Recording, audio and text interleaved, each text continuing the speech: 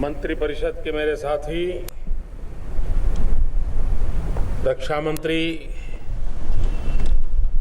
श्रीमान मनोहर पर्रिकर जी,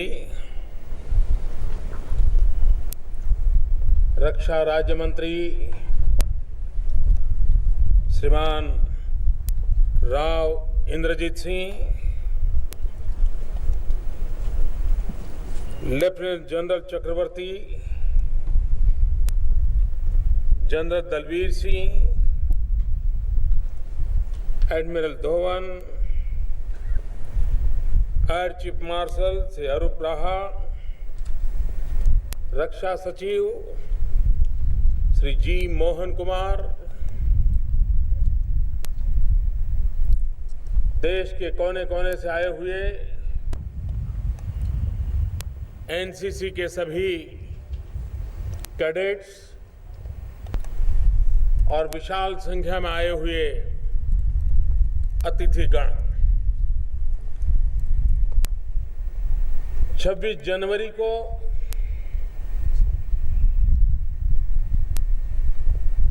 प्रजासत्ताक पर्व का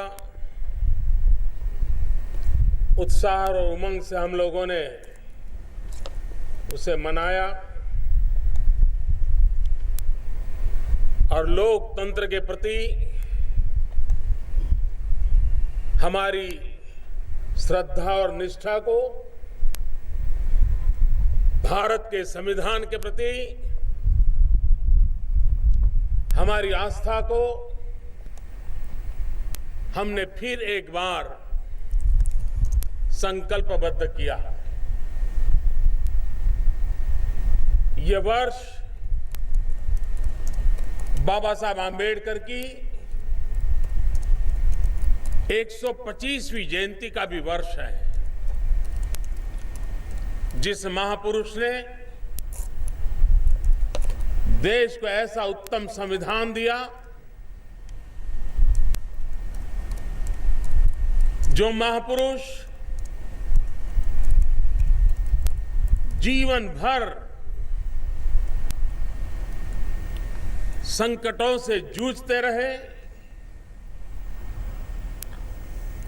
यातनाएं झेलते रहे, उपेक्षा का शिकार हुए, उसके बावजूद भी उन्होंने अपने आप को कभी भी मार्ग से विचलित नहीं होने दिया। आई, संकट आए,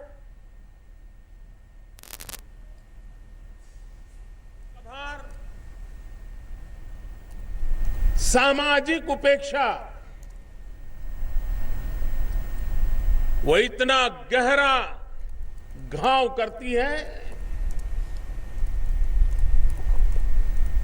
कि जीवन भर सामान्य मानवी उसको भुला नहीं सकता है।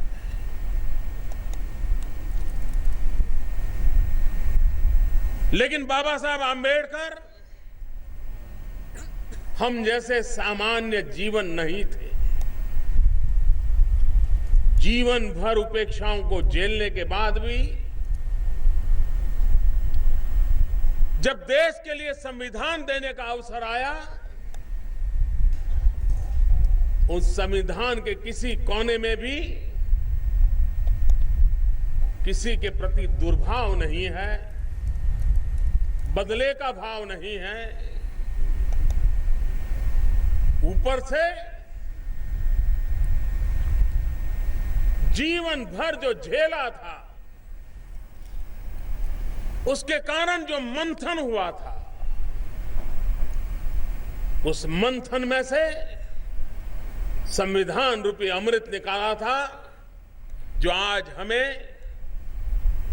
प्रजासत्ताक पर्व के इतने सालों के बाद भी, आजादी के इतने वर्षों के बाद भी हमें बांधने में, कंधे से कंधा मिलाकर चलने में देश के लिए अपनी अपनी जिम्मेवारियां निभाने के लिए हमें प्रेरित करता है, हमारा मार्गदर्शक है। आप हिंदुस्तान के कोने कोने से आए हुए, वो कौन सी बात है जो हमें खींच करके लाती है? वो कौन सी बात है जो हमें भाषा की कठिनाई हो तो भी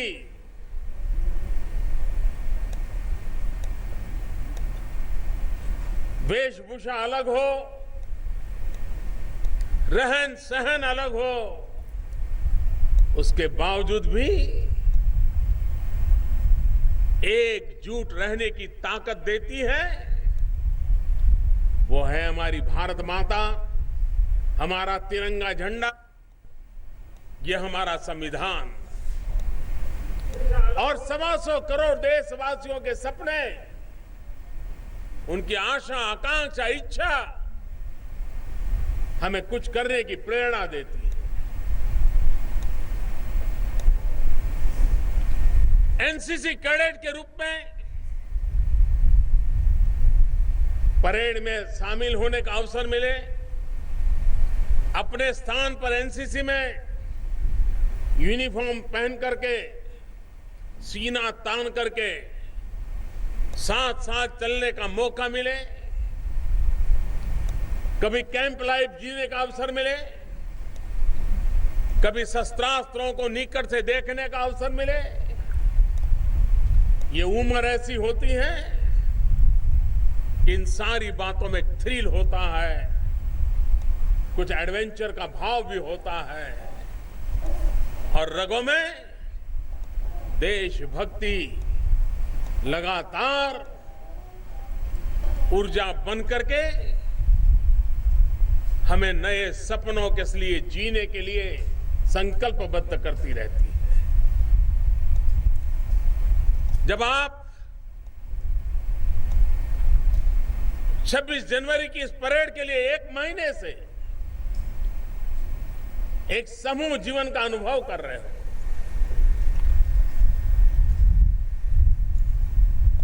ये तो कठिनाई रहती होगी कि सुबह 3, साढ़े 3 बजे उठना, मन करता है इतनी बड़ी ठंड में थोड़ा सा लंबा सो ले, लेकिन जुगल बत्ता है, विसल बत्ती है, चल पड़ना होता है।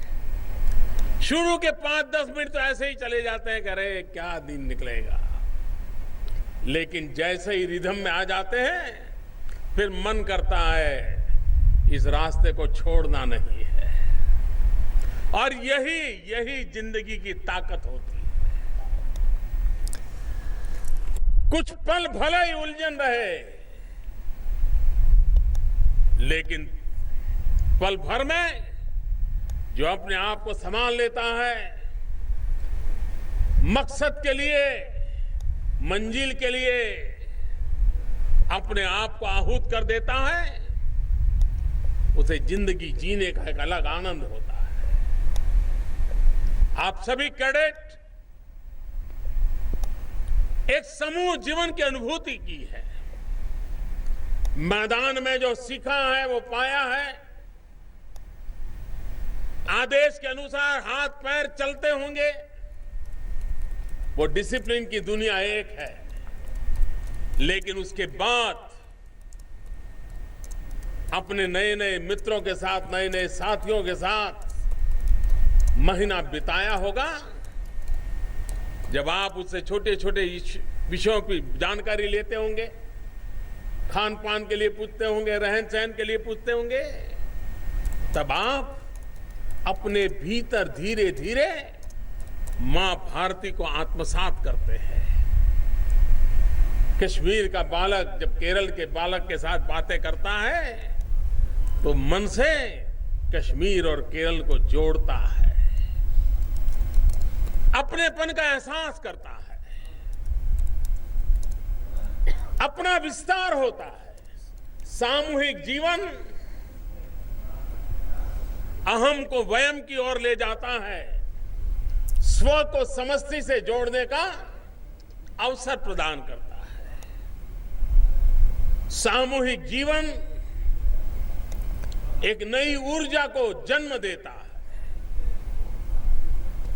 अकेले अकेले जो अनुभव करते हैं, सामूहिक जीवन में एक नई अनुभूति होती है।